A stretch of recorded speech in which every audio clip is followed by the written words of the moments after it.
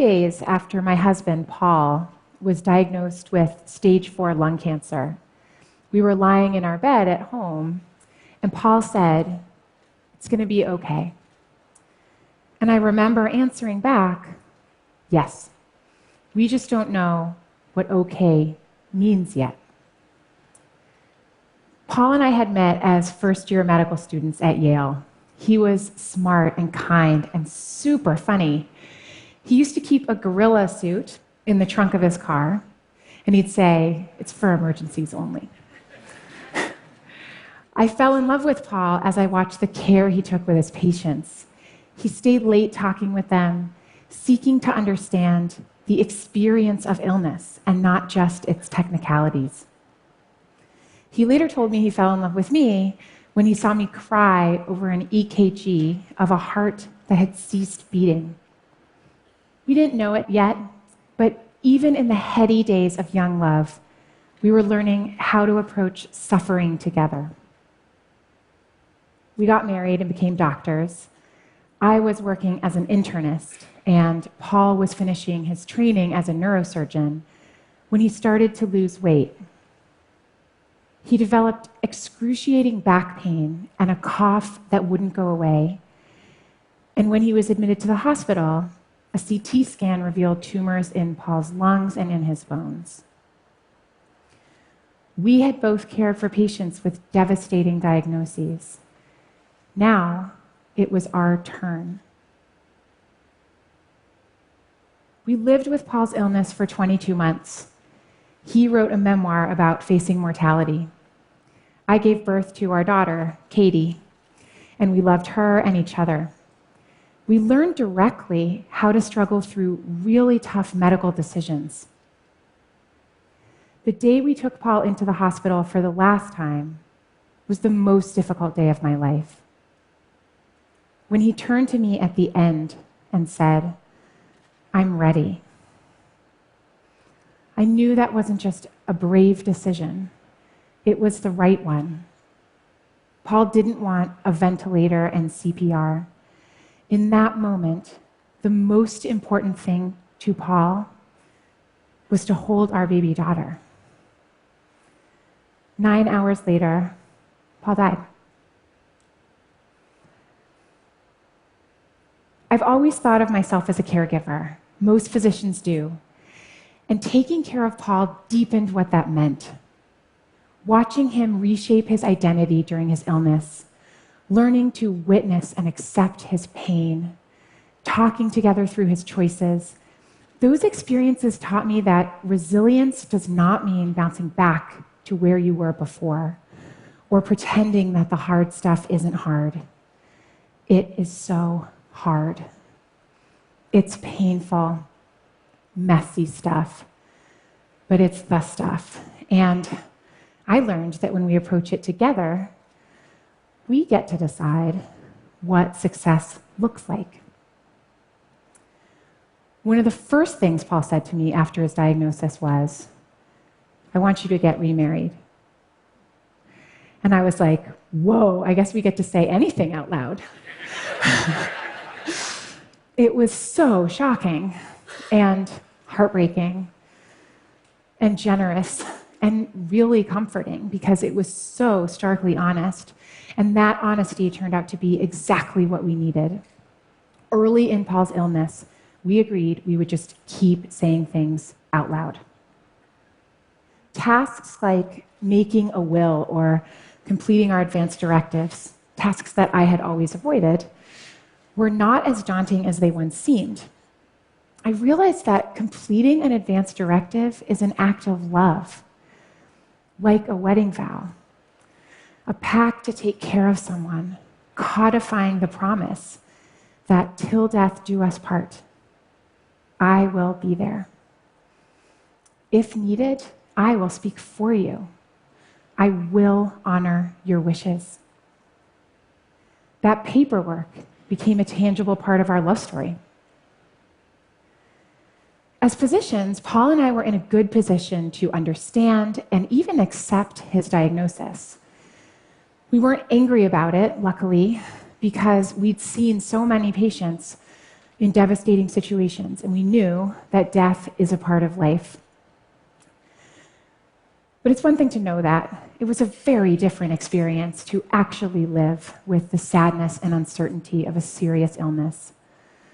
Huge strides are being made against lung cancer, but we knew that Paul likely had months to a few years left to live. During that time, Paul wrote about his transition from doctor to patient. He talked about feeling like he was suddenly at a crossroads and how he would have thought he'd be able to see the path, that because he treated so many patients, maybe he could follow in their footsteps. But he was totally disoriented. Rather than a path, Paul wrote, I saw instead only a harsh, vacant, gleaming white desert, as if a sandstorm had erased all familiarity.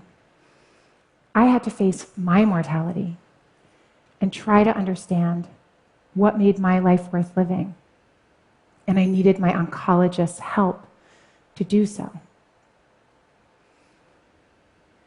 The clinicians taking care of Paul gave me an even deeper appreciation for my colleagues in healthcare. We have a tough job. We're responsible for helping patients have clarity around their prognoses and their treatment options. And that's never easy, but it's especially tough when you're dealing with potentially terminal illnesses like cancer. Some people don't want to know how long they have left. Others do. Either way, we never have those answers. Sometimes we substitute hope by emphasizing the best case scenario. In a survey of physicians, 55% said they painted a rosier picture than their honest opinion when describing a patient's prognosis. It's an instinct born out of kindness.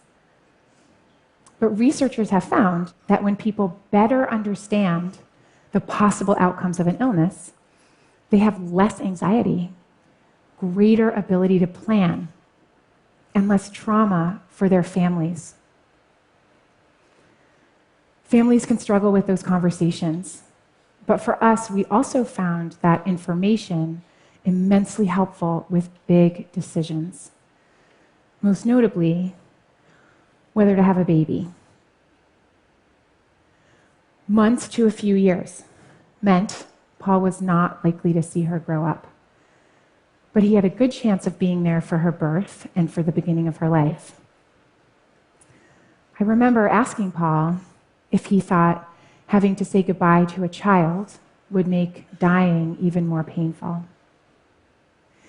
And his answer astounded me. He said, "Wouldn't it be great if it did?" And we did it. Not in order to spite cancer, but because we were learning that living fully means accepting suffering.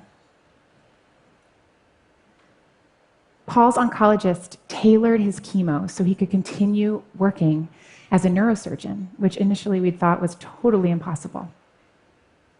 When the cancer advanced and Paul shifted from surgery to writing, his palliative care doctor prescribed a stimulant medication so he could be more focused.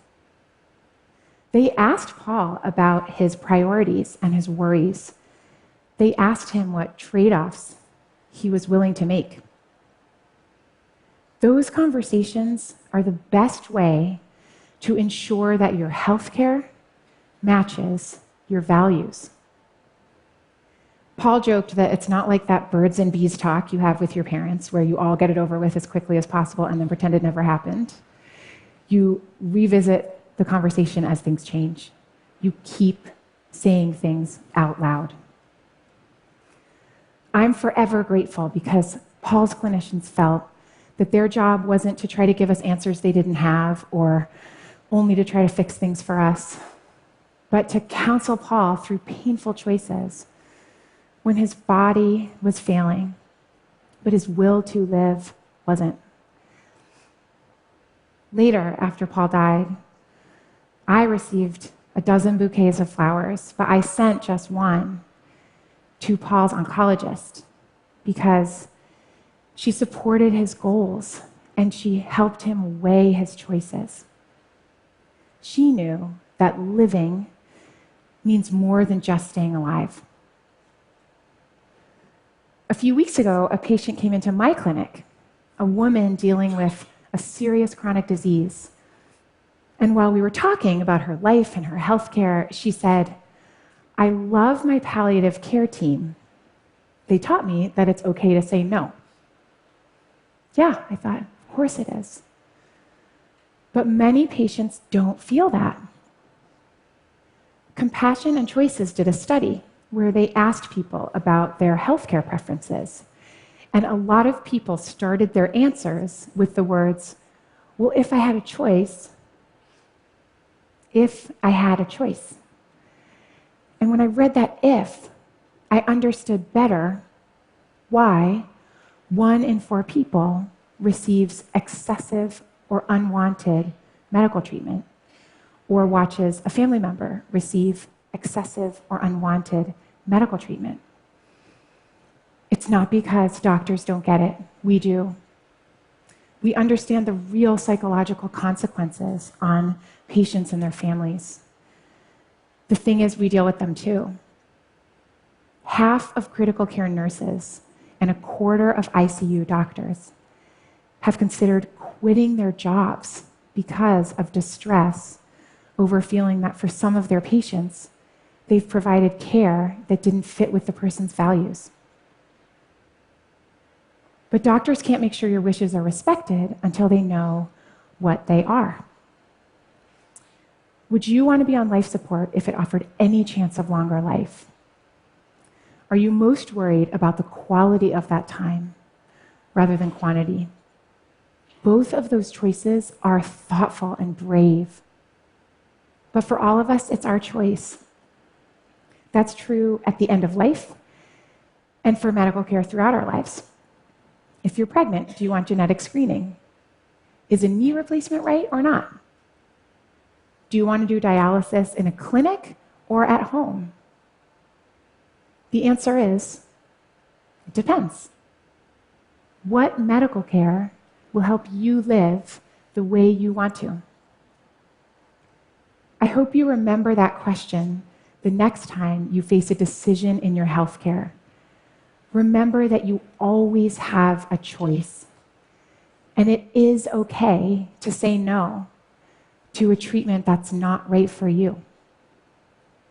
There's a poem by W.S. Merwin, it's just 2 sentences long, that captures how I feel now.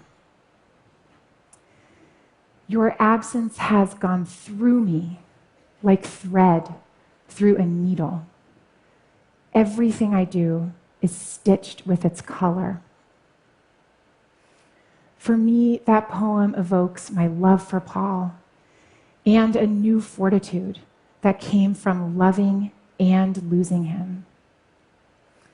When Paul said, "It's going to be okay," that didn't mean that we could cure his illness.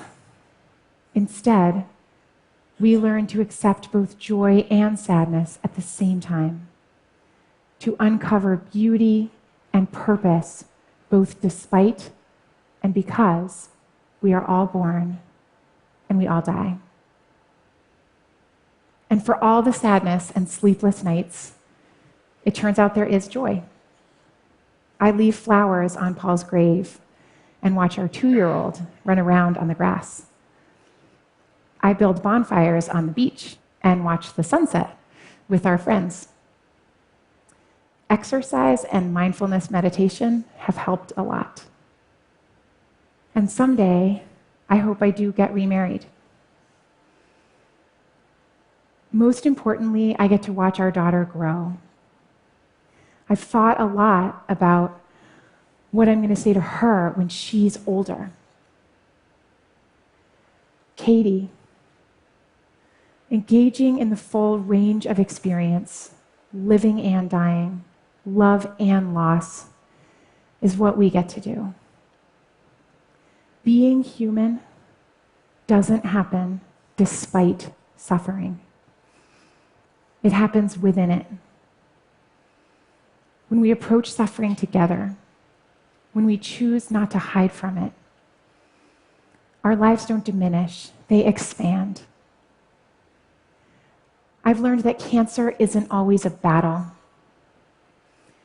Or if it is, maybe it's a fight for something different than we thought.